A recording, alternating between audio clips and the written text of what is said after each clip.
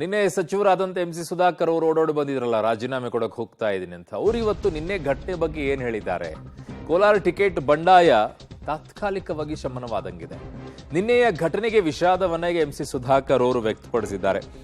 CM DCM high command ಮಾತಿಗೆ ನಾವು ಬದ್ಧ, ಪಕ್ಷದ ಹಿತವೇ ನಮಗೆ ಮುಖ್ಯ ಅಂತ ಸಚಿವ ಸುಧಾಕರ್ ಅವರು ಹೇಳಿದ್ದಾರೆ. ಹಾಗಿದಾಗ ನಿನ್ನೆ ಯಾಕೆ ಹೋಗ್ಬೇಕಾಗಿತ್ತು?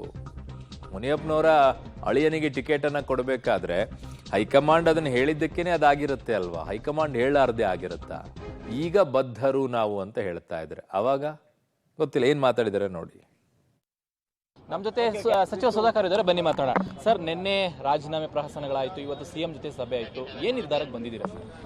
ನೋಡಿ, ಮುಖ್ಯಮಂತ್ರಿಗಳು, ಉಪಮುಖ್ಯಮಂತ್ರಿಗಳು, ಪಕ್ಷದ ಅಧ್ಯಕ್ಷರು ಅವರು ನಮ್ಮನ್ನೆಲ್ಲ ಕರೆಸಿ ಮಾತಾಡಿದ್ದಾರೆ. ನಿನ್ನೆ ನಡೆದಂಥ ಘಟನೆ ಇದು ನಡಿಬೇಕಾಗಿದ್ದಲ್ಲ, ಇದು ಪಕ್ಷದ ಘನತೆ ಗೌರವಕ್ಕೆ ಕುಂದು ತರ್ತಕ್ಕಂಥ ರೀತಿಯಾಗಿದೆ ಅಂತ ಹೇಳಿ ಪಕ್ಷದ ಹೈಕಮಾಂಡ್ ಕೂಡ ಇದನ್ನು ಭಾಳ ಗಟ್ಟಿಯಾಗಿ ಎಚ್ಚರಿಕೆಯ ದಾಟಿಯಲ್ಲಿ ಅವರು ಹೇಳಿದ್ದಾರೆ. ಖಂಡಿತ ನಮಗೂ ಅದರ ಅರಿವಾಗಿದೆ, ನಾವು ಅದಕ್ಕೆ ನಮ್ಮ ವಿಷಾದವನ್ನು ವ್ಯಕ್ತಪಡಿಸ್ತಾ ಇದ್ದೀವಿ. ಅಚಾತುರ್ಯ ಆಗಿದೆ ಅಂತಕ್ಕಂಥ ಮಾತು ಹೇಳಿದ್ದೀವಿ. ಆದರೆ ನಮ್ಮ ಸಮಸ್ಯೆ ಏನಿತ್ತು ಅದ್ರ ಬಗ್ಗೆ ಎಲ್ಲ ವಿಚಾರಗಳನ್ನು ಅವ್ರ ಜೊತೆ ಚರ್ಚೆ ಮಾಡಿದ್ದೀವಿ. ಅಂತಿಮವಾಗಿ ಪಕ್ಷದ ಗೆಲುವು ಮುಖ್ಯ.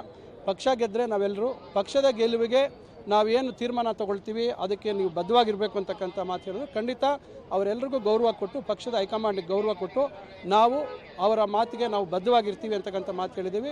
ಪಕ್ಷದ ಅಭ್ಯರ್ಥಿಯನ್ನು ಗೆಲ್ಸ್ಕೊಳ್ತಕ್ಕಂಥದ್ದಕ್ಕೆ ನಾವೆಲ್ಲ ಕೆಲಸ ಮಾಡ್ತೀವಿ. ನಿಮ್ಮ ಡಿಮ್ಯಾಂಡ್ ಇದ್ದಂಥದ್ದು ಮುನಿಯಪ್ಪ ಅವರು ಅವ್ರ ಫ್ಯಾಮಿಲಿ ಕೊಡಬಾರ್ದು ಅನ್ನೋಂಥದ್ದು, ಇವತ್ತು ಆ ವಿಚಾರವನ್ನು ಹೇಳಿದ್ರೆ ಅದಕ್ಕೆ ಸಿಎಂ ಅವರು ಡಿಸಿಎಂ ಅವರು ಏನು ಹೇಳಿದ್ರು ನೋಡಿ. ಈಗ ಎಲ್ಲ ವಿಷಯಗಳು ಎಲ್ರಿಗೂ ಗೊತ್ತಿದೆ, ಅದರಿಂದ ಅದ್ರ ಬಗ್ಗೆ ಹೆಚ್ಚು ಚರ್ಚೆ ಮಾಡುವಂಥದ್ದು ಅಥವಾ ಅದ್ರ ಬಗ್ಗೆ ಹೆಚ್ಚು ಮತ್ತೆ ಅದ್ರ ಬಗ್ಗೆ ವಿಶ್ಲೇಷಣೆ ಮಾಡುವಂಥದ್ದು ಅವಶ್ಯಕತೆ ಇಲ್ಲ.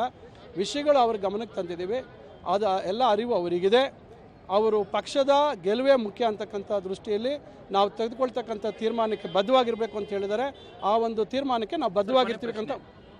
ಹೊಸ ಅಭ್ಯರ್ಥಿ ಏನಾದ್ರು ಇಬ್ಬರ ಜಗಳದಲ್ಲಿ ಮೂರನೇ ಲಾಭ ಅನ್ನೋದಕ್ಕೆ ಹೊಸ ಅಭ್ಯರ್ಥಿಗಳ ಚರ್ಚೆ ಆಯ್ತಾ? ಏನು ಕತೆ? ಖಂಡಿತ ಯಾವುದೇ ಅಭ್ಯರ್ಥಿ ಬಗ್ಗೆ ಚರ್ಚೆ ಆಗಿಲ್ಲ, ಕೇವಲ ನಿನ್ನೆ ಘಟನೆ ಬಗ್ಗೆ ಚರ್ಚೆ ಆಗಿದೆ. ಸಂಪೂರ್ಣವಾದಂಥ ಜವಾಬ್ದಾರಿ ಅವ್ರ ಮೇಲೆ ಕೊಟ್ಟಿರೋದ್ರಿಂದ ಅವರು ಯಾವುದೇ ತೀರ್ಮಾನ ತಗೊಳ್ಳಿ ಪಕ್ಷದ ಹಿತದೃಷ್ಟಿಯಿಂದ ಅವ್ರು ತೆಗೆದುಕೊಳ್ತಾರೆ. ಆ ಕಾರಣದಿಂದ ಅವರ ಮೇಲೆ ವಿಶ್ವಾಸ ಇಟ್ಟು ಪಕ್ಷದ ಒಂದು ಏನು ಭವಿಷ್ಯತ್ತಿನ ದೃಷ್ಟಿಯಲ್ಲಿ ಪಕ್ಷದ ಹಿತದೃಷ್ಟಿಯಿಂದ ಪಕ್ಷ ಇದ್ದರೆ ನಾವಿರ್ತೀವಿ, ಪಕ್ಷ ಇಲ್ಲದಿದ್ರೆ ನಾವು ಇರ್ಲಿಕ್ಕೆ ಸಾಧ್ಯ ಇಲ್ಲ. ಪಕ್ಷಕ್ಕೋಸ್ಕರ ನಾವು ಅವ್ರು ತೆಗೆದುಕೊಳ್ತಕ್ಕಂಥ ತೀರ್ಮಾನಕ್ಕೆ ಬದ್ಧವಾಗಿ. ಹೈಕಮಾಂಡ್ ಯಾರಿಗೆ ಕೊಟ್ಟರು ನೆಕ್ಸ್ಟ್ ಈ ರೀತಿ ಬಂಡಾಯ ಎದ್ದೊಳ್ಳೋದಿಲ್ಲ. ಖಂಡಿತ ನಾವು ಈಗ ಅವರಿಗೆ ಮಾತು ಕೊಟ್ಟಿರ್ತಕ್ಕಂಥದ್ದು ನಿಮ್ಮ ತೀರ್ಮಾನಕ್ಕೆ ನಾವು ಬದ್ಧವಾಗಿರ್ತೀವಿ ಅಂತಕ್ಕಂಥ. Thank you so much. ಇದಿಷ್ಟು ಸಚಿವ ಸುಧಾಕರ್ ಮಾತು. ಕ್ಯಾಮರಾಮನ್ ಪುರುಷೋತ್ತಮ್ ಜೊತೆ ಶ್ರೀನಿವಾಸರಾವ್, ಪಬ್ಲಿಕ್ ಟಿವಿ, ಬೆಂಗಳೂರು.